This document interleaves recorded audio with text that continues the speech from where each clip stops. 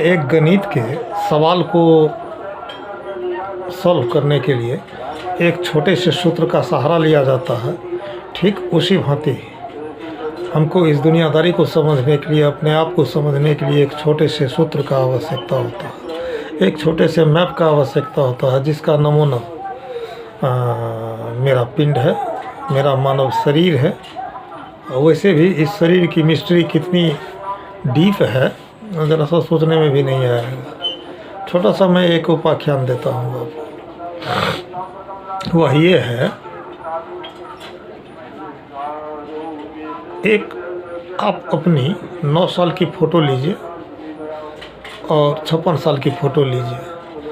अपने परिवार, गांव, कुटुंब के बाहर कहीं आप छोड़ दीजिए उसको, तो लोग पहचान नहीं पाएगा ये किसका फ़ोटो है। क्यों? आपके ही घर परिवार, गांव, समाज के लोग उस फोटो को परख पाएगा, क्योंकि जिसने आपको सब दिन देखा है। कहने का मतलब है कि यह शरीर तो शरीर है। शरीर जितने सारे परमाणुओं का एक संगठित संरचना है, वे सारे के सारे परमाणु लगभग 50,000 करोड़ एंगस्ट्रॉम एक यूनिट है। जैसे सोने के शुद्धता को नापने के लिए कैरेट होता है, मिट्टी तेल को नापने के लिए 1 लीटर होता है, एक औसत निकालने के लिए प्रतिशत होता है। उस भांति इन ऊर्जाओं का मापक एक यूनिट है जिसको हम एंगस्ट्रॉम बोलते हैं, जिसमें से 50,000 एंगस्ट्रॉम ऊर्जा परमाणु इसमें से नित्य प्रति निकलते हैं, बाहरी परमाणु जुड़ते हैं इसमें। इसीलिए 9 साल के फ़ोटो और 56 साल के फ़ोटो में अननोन समाज में वो वंचित रह जाएगा पहचानने से। यह पिंड है। तो इतने सारे परमाणुओं का संरचना यह जो एक पिंड है, तो यह पिंड भी प्राप्त हुई है हमें आपको इसी नेचर से। नेचर में जो कुछ भी है उसी का एक पार्ट ये भी है। अब इस नेचर को समझने के लिए, जैसे हम इस छोटे से पिंड को समझते हैं, ज़रा सा विचार कीजिएगा। आज अध्यात्म का दुनिया है, वैसे क्या कहिएगा, इसका हद से ज़्यादा प्रचार प्रसार भारत में, भारतीय इस पर आधारित है। लेकिन भारत ही नहीं, अन्य देश भी इसका सहारा लिया करता है। और जो सहारा नहीं लिया है वह इसका अनुकरण भी जरूर करता है। अब सवाल है, अब जाएं हरिद्वार, जाएं काशी, एक सन्यासी बैठे हुए इतना इतना गोली वाला माला हाथ में लेके राम राम राम राम राम राम राम राम करता है। कहा कबीर ने, माला फिरावत क्या फिरो, मन न फिराए मोए। माला फेरत जुग गया, मिटा नो मन के फेर। कर का मन का छाड़ी के, मन का फेर। अंतर सिर्फ इतना ही है कि आप हाथ से माला फेरें अष्टजाम में बैठे हुए और चित्त चंचल है, कहीं मेरा खेसारी के आर पे कोई भैंस तो नहीं चढ़ा लेगा, लेकिन माला यहाँ हाथ में है। मुल्ला जी नमाज पढ़ते हैं, उनके दिमाग में ये भी होता है कि कहीं मेरा जूता तो नहीं कोई पहन के चला जाएगा। यही है, कर का मन का छाड़ी के, हाथ में जो माला है उसको छोड़ दो। मन का फेर, वह माला के दाना को भी मन का कहते हैं। और इस मन का को फेरो, कर का मन का छाड़ी के, मन का फेर। फिर आपका वह माला का जाप एक उदाहरण में दिया है, शैली सील, विवेक के माला और दया के टोपी, तन धर्मशाला। और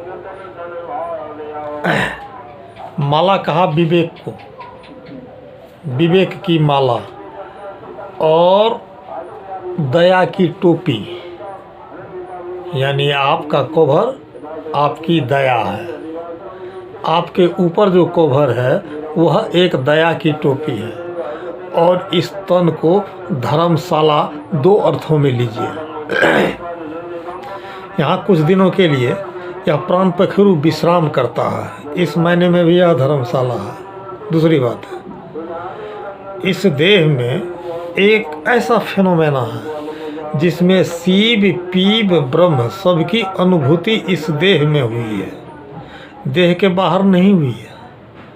अगर देह पंचभौतिक है, पंचभूतों से निर्मित यह देह है, तो देह में भी एक देहधारी है। वह किस भूत से निर्मित है? क्या वह इससे भिन्न तो नहीं है? क्या इसमें ज्वाइंट तो नहीं है?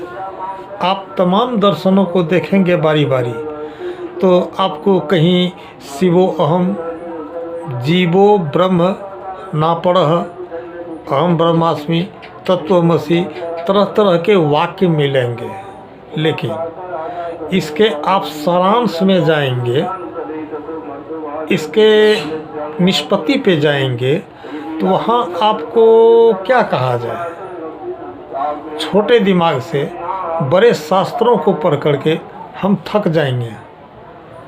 कहा कबीर ने,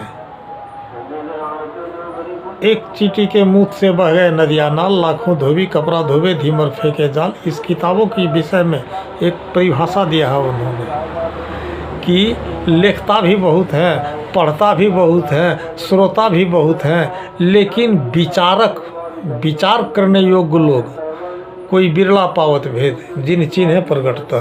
100 सैकड़ा में एक जो होते हैं वो स्वतंत्र विचारक होते हैं और उस शब्दों को अपने अंदर में धारण करते हैं जो एक निष्पत्ति, एक परिणाम पर पहुंचते हैं। कहने का अर्थ ये है मेरा कि आज तक जितना आपने पुनर्जन्म सुना होगा, ये सारी बातें पर्दे के पीछे की है। यदि आपका कहीं पुनर्जन्म हुआ तो वह आपका नहीं होगा। जैसे क्या कहा जाए, एक उदाहरण मैं आपके सामने रखता हूँ। अभी अभी यह महीना चैत बैसाख का है, ग्रीष्म ऋतु है, गर्मी है। यहाँ छोटे मोटे नाले गड्ढे के पानी सूख गए होंगे और वह पानी सूख के आसमान के ऊपर ही गया होगा, जो एक वाष्प के रूप में है।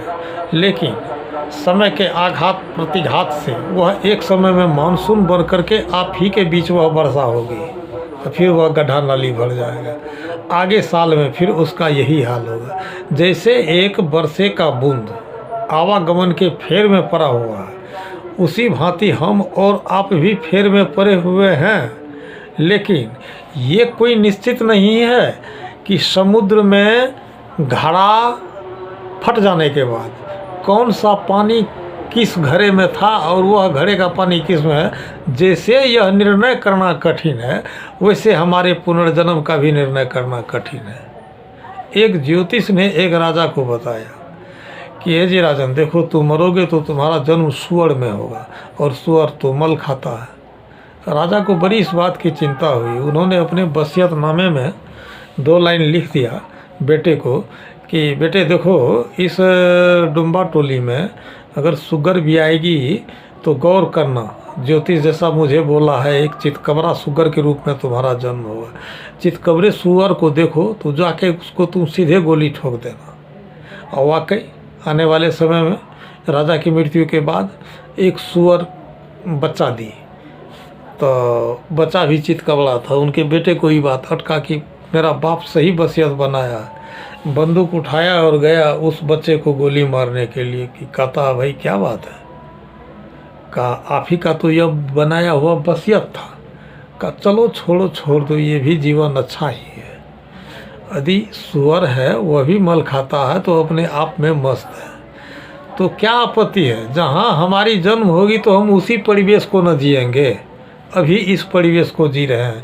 तो ये बात है वहाँ तो नहीं आएगी हमारे साथ, तो उसको हम अपना पुनर्जन्म क्यों कह देंगे। यह दुनिया सारी संसार है जो आपका जीवन है।